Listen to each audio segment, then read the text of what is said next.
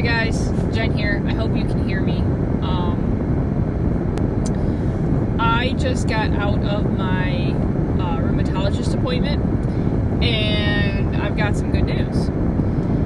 So they found out that, they asked me a bunch of questions. Most of my symptoms didn't really go with anything. The whole reason I was there was because of my elevated RNP levels, which is a subdivision of an ANA level, which is for an autoimmune issue.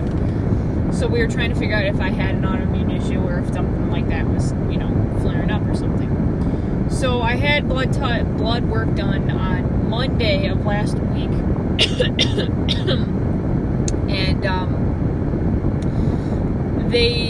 And she was telling me about it, and she said my test from February and the one prior to that, which was June of last year, were both positive for the RNP, or RPN, and not for the ANA, which is a very rare one. Usually, they were thinking that possibly it was linked with lupus, and I was getting kind of nervous about that, because, if you have that, you don't really necessarily want that, because that's a whole another challenge to have, and, I'm very,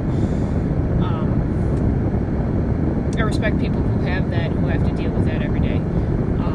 So the interesting thing is, they were like, in my case, which is another weird thing, I ended up, they're like, normally you don't find something that's positive for that lower level and not positive for the top one, which is the ANA, and that's what I had.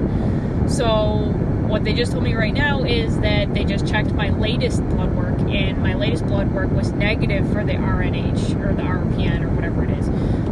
So that's good. So basically, last Monday, it was all negative for everything, which is amazing, and I loved it. And then they said most of my things, that, like my joint issues, my flaring face-ups, my acne, all this stuff was not congruent with a set list of responses to, say, any kind of diagnosis or disease per se. So what's interesting is that I was making the connection that when I was having that, I was eating more wheat and more gluten. And that week that I didn't, that I moved just this 2 Fridays ago, like the first Friday of this month, June, is when I moved back in with my grandparents. And that whole week prior, the 2 weeks prior, I hadn't been having any wheat, because for one, I didn't have any money to buy food, and for two, I didn't have anything in my house, so I was buying like more gluten-free stuff and using potatoes in my crock pot and things. Now, and then that's when basically I got my blood work done, is when I was over here at Mom's house. I'm starting to eat wheat again, because it's the only thing in the house, and it's just kind of trying to get settled and trying to get everything organized. So I ended up going back to that a little bit, because it was the only thing in the house, and I was in a hurry because I had to do different things. And this is what I'm finding started happening, because today I ate a bagel, because I went to a church service and they gave me some food. I'm like, I'll just do it because it's good, and I have to eat before I go anywhere, or else I'm going to be really sick. So I ended up doing that, and I noticed that immediately my brain fog started coming back, my disorientation, I can't figure out what I'm doing, I'm hitting more things. And then the aha moment clicked in, and it was all like, you know what? Maybe this is because I'm too much in the gluten. And not, like they said in here, I was tested for the gluten celiac disease, and I was negative for that. So he said that just because you're negative for that does not mean that you have a gluten, you don't have celiac. It means that you possibly have a gluten sensitivity. So even eating a little bit of gluten, like for people who have celiac, even eating the smallest bit of gluten will flare up their things, and they'll have a real bad issue. For people with gluten sensitivity, it's a different thing. It's more like you can have a little to a degree, and then when your body maxes it out, then you start having your symptoms. But if you go a while and you don't have it anymore, your body resets itself and it's back to normal. And then if you eat more, you have a little more and until you max it out again, and then you have your symptoms again. So it's like a process. So he said, go with that, test that out, which I've been going, and I've noticed I'm getting acne again. I'm starting to get acne again, which I did before, and I'm starting to gain weight. I'm starting to get irritable.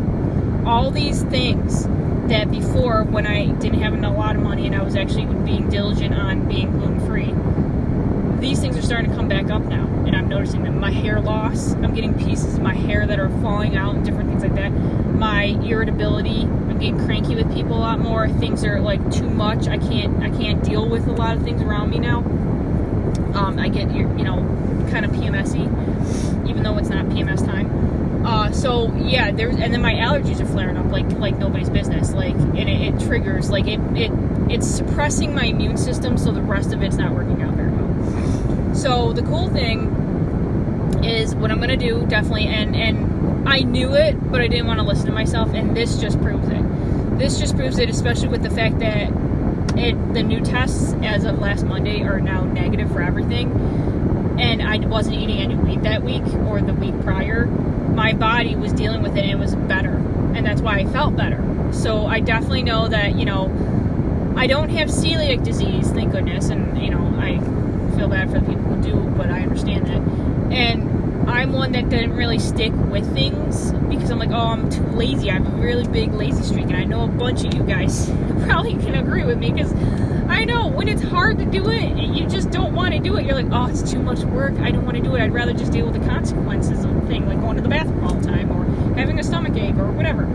But this is also why I got into holistic meats and essential oils and things, and supplements and walking and different things, because I know that if I keep that up and I keep eating wheat and stuff like that and doing the easy way out, my life's not going to be good. I'm going to be dealing with issues all my life. And this is just how my body is.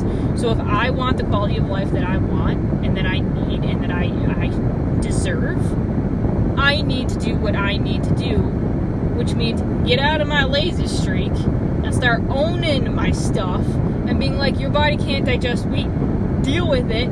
Start eating gluten-free shit, or just doing small gluten like pita, or not even pita, the wraps. So if you go to a wrap, you get like a spinach or a tomato wrap instead of a wheat wrap. Like even a wrap, because it's smaller, it's better, instead of doing like a bread. Or like having salads instead of having like different things on the side. There's pasta instead of having a salad instead of a pasta as a side. Different things like that, and just watching what I do, because luckily I can have small amounts of wheat that won't trigger big things, but I don't want to make it a habit. I want to change this habit, and it's going to be a little bit hard, but I know in the end it's going to be better for me, and I have to stick with it, and I need you guys to hold me accountable for it too, because I know if I'm not doing it, Jamie, I'm talking to you too, you can hold me accountable for it too. So we can do all this stuff, and it takes a little time. Sorry, my glasses are starting to turn because I got transitions because I'm in the car. But we can do it. We can break out of that lazy streak. The laziness is a habit, just like any other habit, and I have it.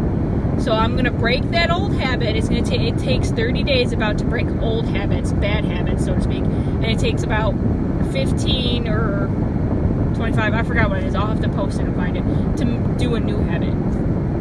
Oh no, it was my bad. It's the other way around. It takes, I think, 15 days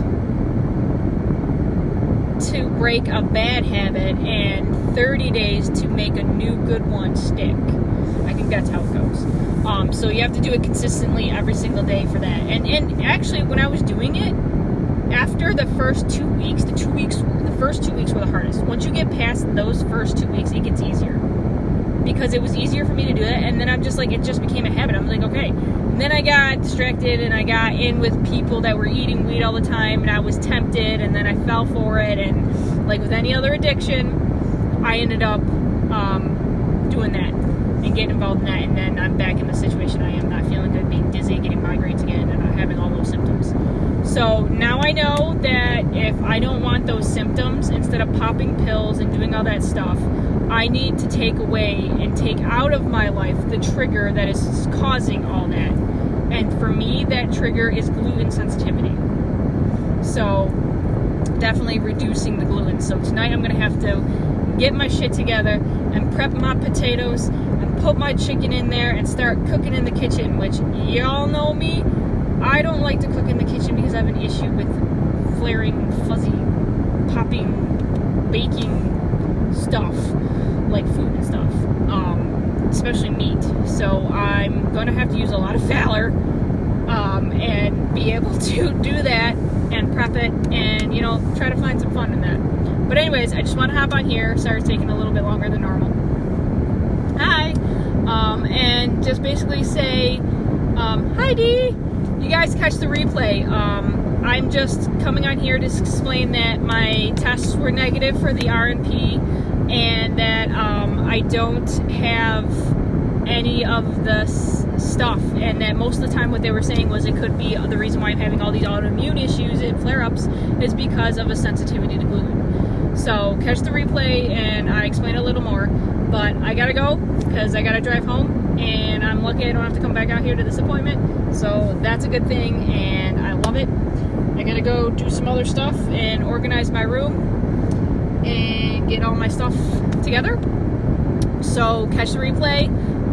Follow me on my YouTube channel, TealAngel09 or Jennifer Lynn Hawley. You can follow me on Facebook here and all the other stuff. And subscribe. Feel free to subscribe and stuff if you want to follow me and catch up on what I've been doing to manage my symptoms and become more healthy by changing my habits and my addictions.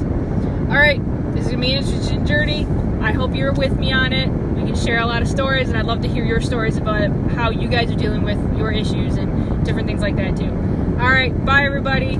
See you later. Love, light, and blessings. Namaste.